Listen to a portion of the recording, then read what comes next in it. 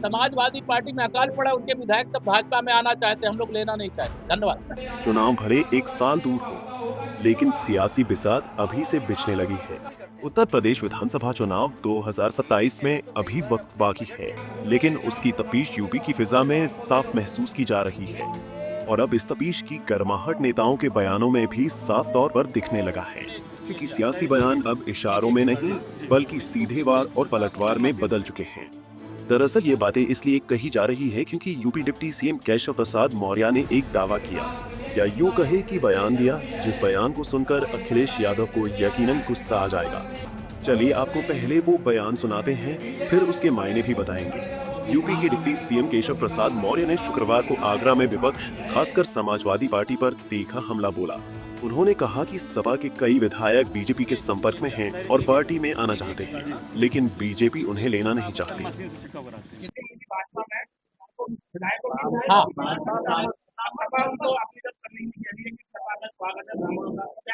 Samajwadi party में अकाल पड़ा, उनके विधायक तब भाजपा में आना चाहते, हम लोग लेना नहीं चाहते। इस दावे के बाद यूपी में सियासी पारा हाई हो गया है।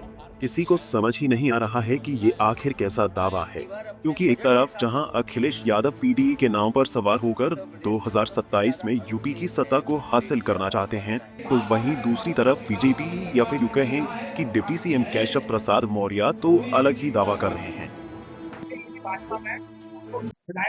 हाँ,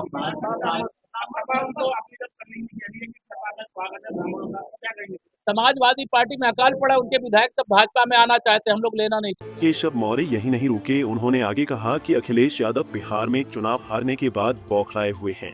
वे 2027 में सरकार बनाने के सपने देख रहे हैं, लेकिन समाज को बांटकर राज करने की उनकी कोशिशें सफल नहीं होंगी।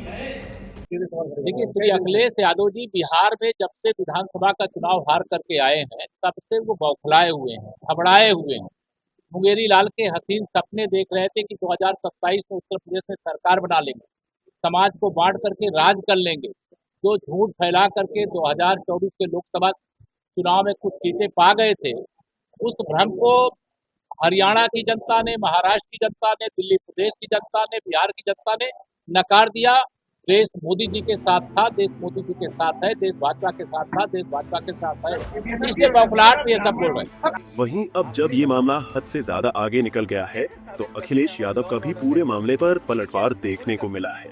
अखिलेश यादव ने एक्स पर पोस्ट कर डिप्टी सीएम केशव प्रसाद मौर्य से सवाल किया है कि पहले ये बताएं कि बीजेपी आपके संपर्क में है या नहीं, आप मेन लाइन में हैं या साइड लाइन है या आउट ऑफ लाइन है। डिप्टी सीएम के बयान ने साफ कर दिया है कि 2027 की लड़ाई अभी से सियासी जमीन पर शुरू हो चुकी है। एक तरफ बीजेपी आत्मविश्वास दिखा रही है, तो दूसरी ओर विपक्ष पर टूट, हार और हताशा का आरोप लगाया जा रहा है। अब सवाल ये नहीं कि चुनाव कब होंगे, सवाल ये है कि क्या आने वाले महीनों में यूपी की राजनीति और ज्यादा गरमाएगी, और क्या सियासत की ये तपीश विकास बनाम बयानबाजी की लड़ाई में बदल जाएगी। फिलहाल इतना तय है कि 2027 की सियासी पटकथा के पहले अध्याय की शुरुआत हो चुकी है। ऐसे में देखना होगा कि अब 2027 की जंग कौन जीतता है।